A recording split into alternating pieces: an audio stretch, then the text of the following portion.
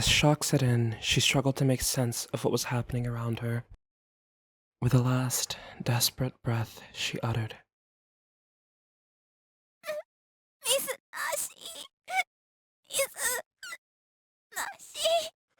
Sheena!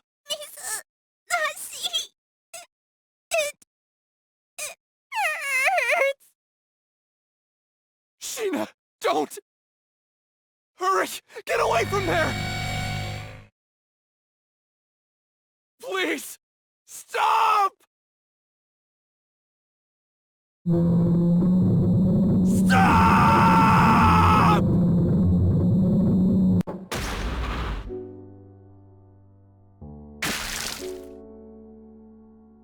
The monster licked its lips, its taste for blood slowly driving it towards the meek and bloodied prey before it.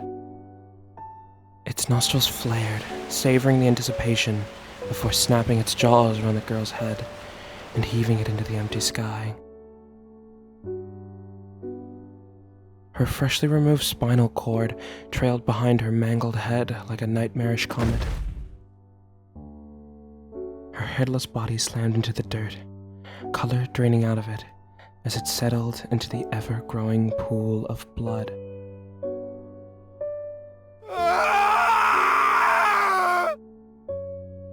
Sheena!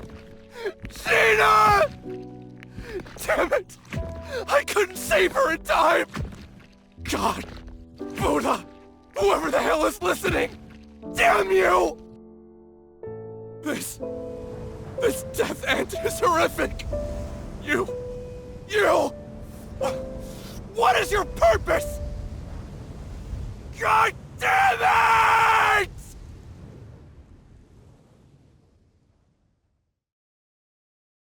You, staring at me. Who are you? Are you God? Or are you the devil? What does the end of the world mean?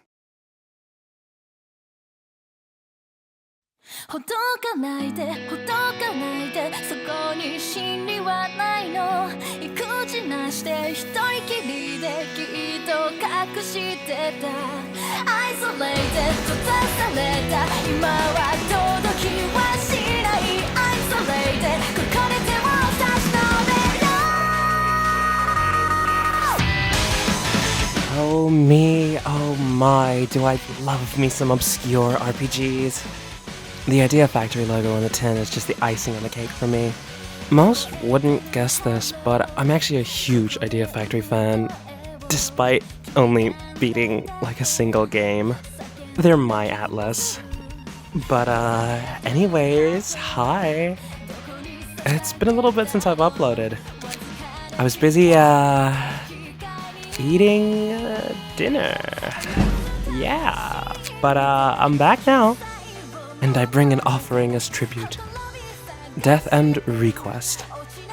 It's a kinda dark, kinda gory TRPG with lots of story. And I beat it recently. And I have to say, I love it so much. It's definitely not for everyone, but God is it for me. It's like a Amigara fault. This is my game. It was made for me. So, if you'd allow me some of your precious time, I'm gonna try and tell you why.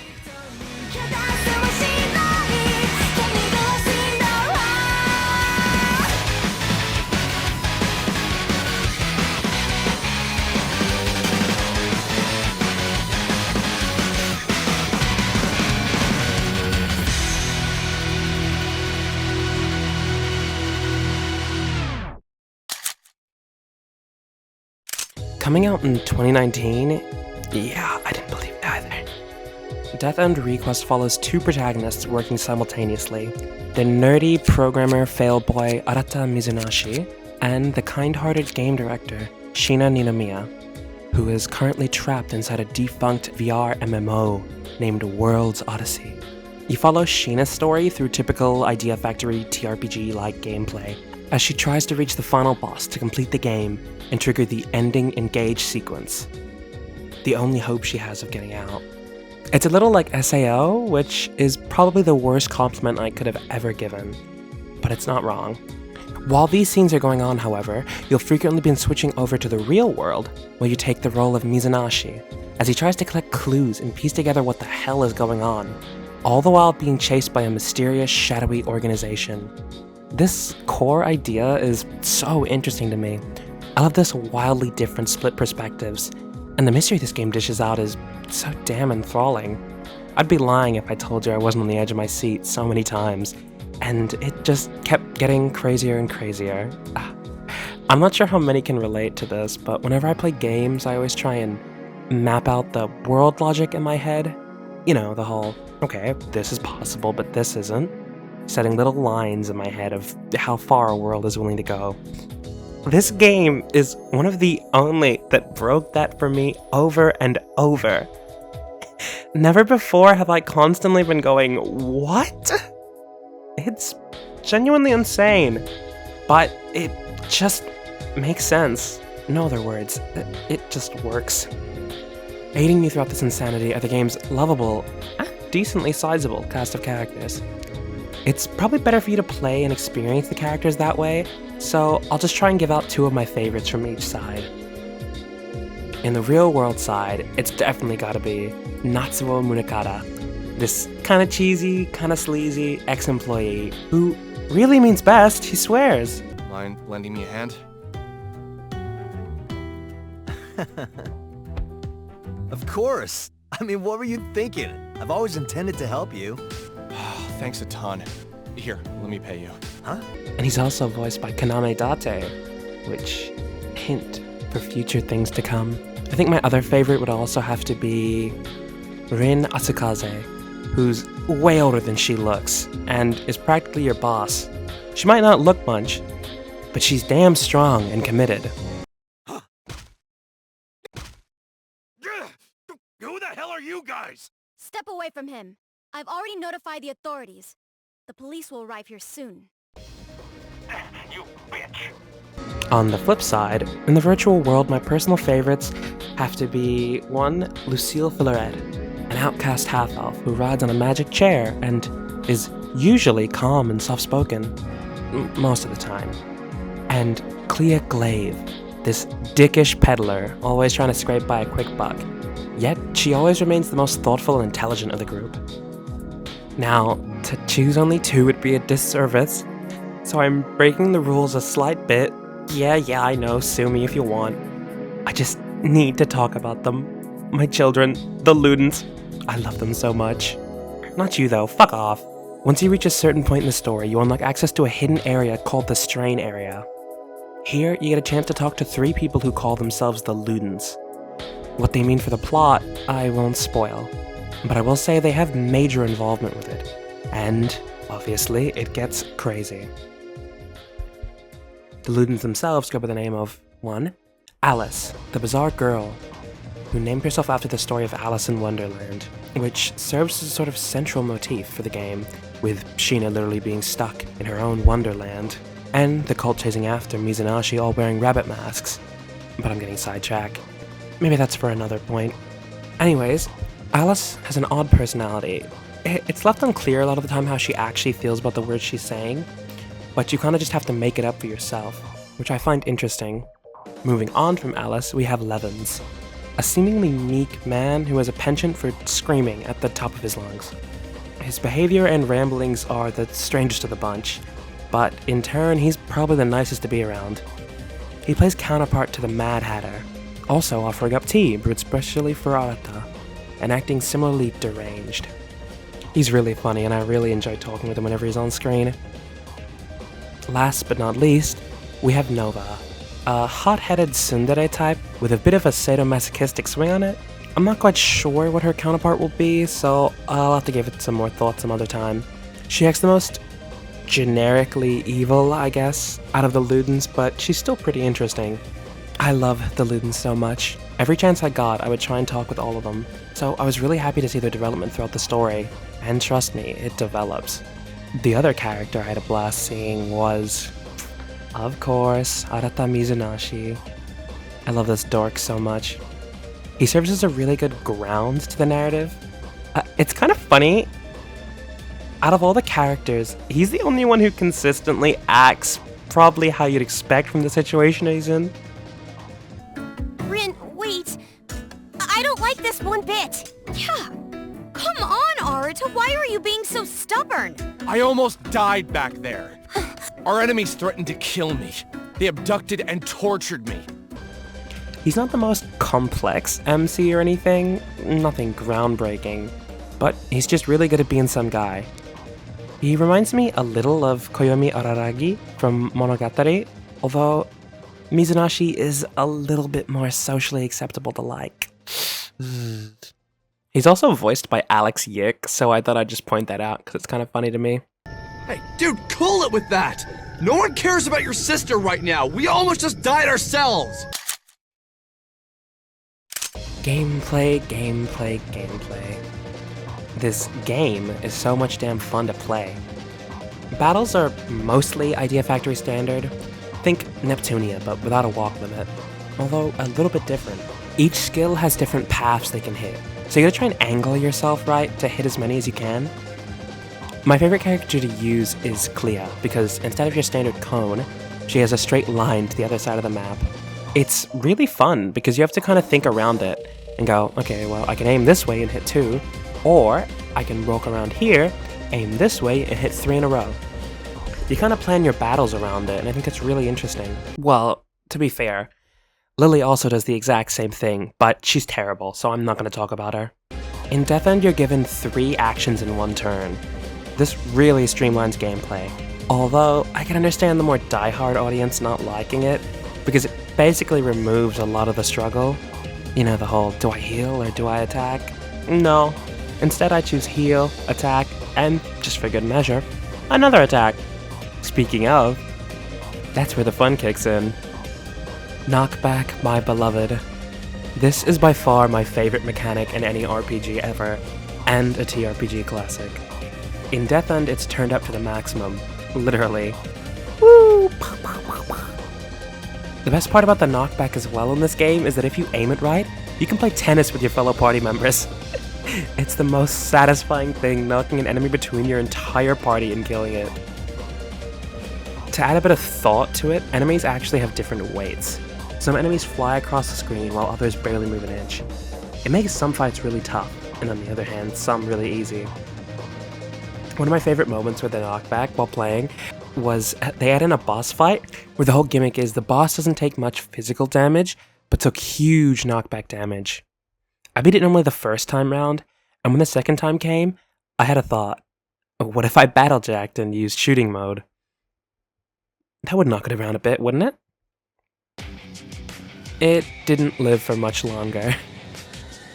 Oh, oops, I forgot to mention, didn't I? Sure, knockback is cool and all, but wouldn't you prefer something more exotic? Battlejack! Battlejack is the thing that really sets this game apart. You may have noticed some weird tiles lying around on the floor. They're kind of your average damage tiles, although sometimes they can give out buffs or debuffs. That's less important. What is important, however, is that if you clear enough of them either by knocking enemies onto them or stepping on them, which I wouldn't really recommend a lot of the time, you're given a chance to activate Battlejack mode. In Battlejack mode, Mizunashi hacks into the game's coding to change certain elements in our favor. The first thing he can do is Code Jack, which I rarely use. Essentially, it changes the code tiles on the field, depending on whichever option you pick. It's alright, but it's alright. That's all I really have to say about it. He also has the option to heal you or raise your corruption status. More on that later. Ignoring the middle for now, if we move on to the right, we can see Summon. This lets you summon previously defeated bosses, known as Entoma Queens, you've fought. Kinda SMT style, and gives you an extra turn to help in battle. These can be useful, but I never got much use out of them. Now we can move on to the real meat and potatoes. Install genre. This is perfection. So let's say you're fighting an enemy, right? And you get really annoyed. So you say, screw it, I hate this RPG format. I want to just beat my enemies up. Well, now you can. There's 6 different genres you can get, and they each are really unique.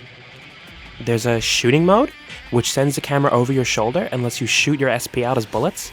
Slots, where you can gamble your health for different outcomes. A puzzle game, where you try and break away as many tiles as you can. A fighting game mode, where you button mash your way to victory. Billiards, where you try and sink your enemies into different pockets. And adventure game mode, where you Goomba stomp on your enemies Mario style. Reelin' and dealin'. Reelin' and dealin'. Reelin' and dealin'. Reelin' and dealin'. Reelin' and dealin'. Reelin' and dealin'. Reelin' and dealin'. Coast is clear. Each of these are amazing and change the game up so much. It's such a fresh mechanic and it's so much fun. It's really useful as well, even if it does take up a turn to use. Well, I mentioned it earlier, so I have to talk about it now. The corruption mechanic. Basically, if you played Neptunia, think HDD, but with a bit more work put into getting it. You see, every character has a corruption status at the bottom. Touching code tiles and getting hit by certain attacks can raise it. If it reaches 100%, you get staggered, but there is another use for it. Editor's note, you don't get staggered, you die. I never let it reach 100 when I was playing. Once you hit 80%, the characters react wildly and scream out in pain. And then they get naked. Look, I'm not a prude by any means, but I won't sit here and say it's not a bit much. At the same time, though, it's practically an Idea Factory classic, so it's not like there's much use complaining about it. At least, to me, it never really feels too egregious with their portrayal of it in the context of the game. There's a couple of funny CGs, but it never really tries to be overly sexual, and it never distracts from the story. Which is probably why they don't show it off in the VN cutscenes. The designs are really cool though, if a bit too minimal for my taste. What you can do in these forms though is even cooler. When in corruption mode, you gain standard boosts to performance, blah blah blah, but you also gain a special glitch attack, which can only be placed on the third action slots. These usually hit every enemy and do insane amounts of damage, so any chance you can get, it's really good to use glitch abilities. They also just look cool. My favorite is Clea's. Who'd have thought? Now, I've talked over and over about the positive gameplay elements, though there is some negatives as well, and I won't sit here and lie. For one, the initiate battle attack is horribly delayed, taking 2 full seconds before even launching the attack, which a lot of the time lets the enemy get the jump on you. You can plan around it, of course, and attack sooner, but you really shouldn't have to. Especially because at the same time recently, I've been playing through Neptunia Rebirth 1, a game that came out 2015, a whole 4 years before, and it's way tighter. So I'm really confused on how they got it so wrong here. And then 1, 2, and then it fires. So if I go over to this guy, 1, 2, there we go. It's a little shit, but oh well. On a separate note, missing in this game is crazy. By the time I reached the end of it, I was missing at least half of my attacks, and it's a little ridiculous. I understand it's like a difficulty thing, but it's really annoying when I was doing everything I could to boost my hit chance, even wearing agility boosting gear, just to see that miss. Sometimes 5 times in a row. It's really demotivating, and really annoying as well, because there's no stat changing in this game. So it's not my fault, it's just the game didn't want to give it to me. Another huge complaint with the gameplay is just how long it takes to get to it. It takes a little under 2 hours to actually get to the first playable dungeon, and that's kind of ridiculous. I know that Persona games are bad with this, especially 4, but this is on another level. I think that's probably the biggest thing that threw people off of this game. They came in expecting an RPG with visual novel elements, but they ended up getting a visual novel with RPG elements.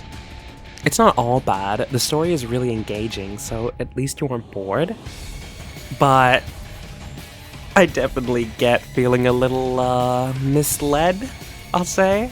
By the way, I can tell that people weren't happy, because if you take a look at the Steam achievements, A whopping 38% of players cleared Chapter 1 of 11.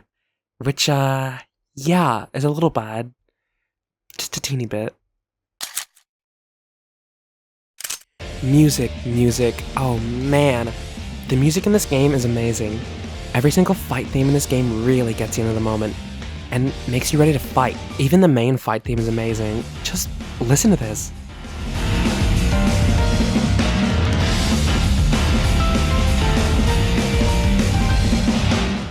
All the music you've been hearing throughout has been from Death End, by the way.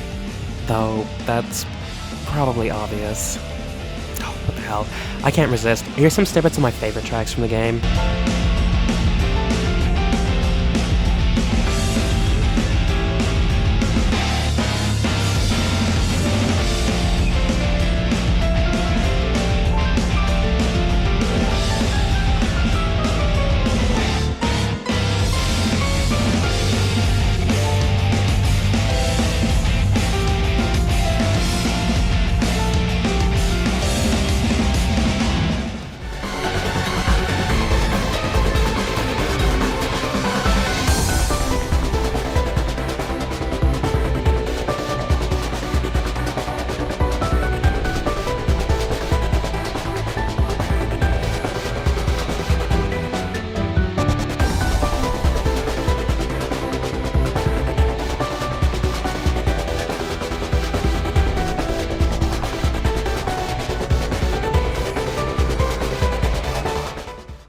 There's so many good songs. It's genuinely really hard to just choose a few snippets to show off.